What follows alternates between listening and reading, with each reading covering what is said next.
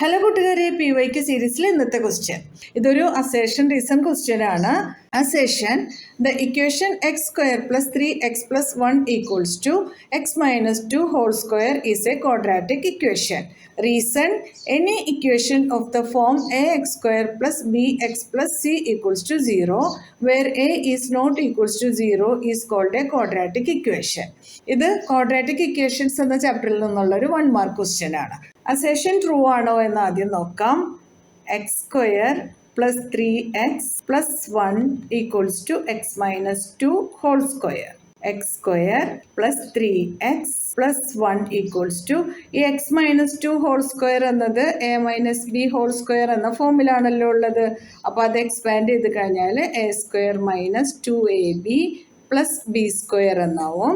അപ്പോൾ ഇവിടെ a equals to എക്സും ബി ഈക്വൽസ് ടു 2 ആണല്ലോ. അപ്പോൾ എ സ്ക്വയറിന് പകരം എക്സ് സ്ക്വയർ എഴുതാം. Minus 2 into x into 2 plus 2 square. X square plus 3x plus 1 equals to x square minus 2 into 2 4x plus 2 square is 4. LHSലും RHSലും എക്സ് സ്ക്വയർ ഉണ്ട്, അത് ക്യാൻസൽ ചെയ്യാം. പിന്നെ 3x മൈനസ് 4x LHSലോട്ട് വരുമ്പോൾ പ്ലസ് 4x ആവും.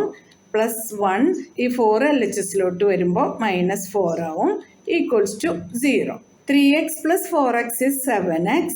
1 minus 4 is minus 3 equals to 0. ഇതിപ്പോൾ ഒരു ക്വാഡ്രാറ്റിക് ഇക്വേഷൻ്റെ ഫോമിലാണോ? ക്വാഡ്രാറ്റിക് ഇക്വേഷൻ ആണെങ്കിൽ ഡിഗ്രി 2 ആയിരിക്കണം അല്ലേ. ക്വാഡ്രാറ്റിക് ഇക്വേഷൻ്റെ സ്റ്റാൻഡേർഡ് ഫോം എന്ന് പറയുന്നത് ax square plus bx plus c equals to 0. ഇവിടെ ഇതുപോലെ പവർ 2 ആയിട്ടുള്ള ഒരു ടേം ഇല്ല, അതുകൊണ്ട് this is not a quadratic equation. അപ്പോൾ നമ്മുടെ അസേഷൻ ഫോൾസ് ആണെന്ന് നമുക്ക് മനസ്സിലായിട്ടുണ്ട്.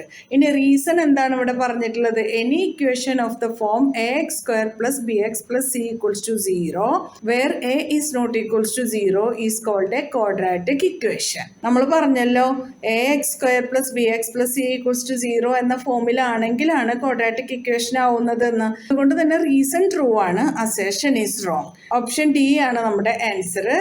Assertion is false but reason is true. മനസ്സിലായല്ലോ.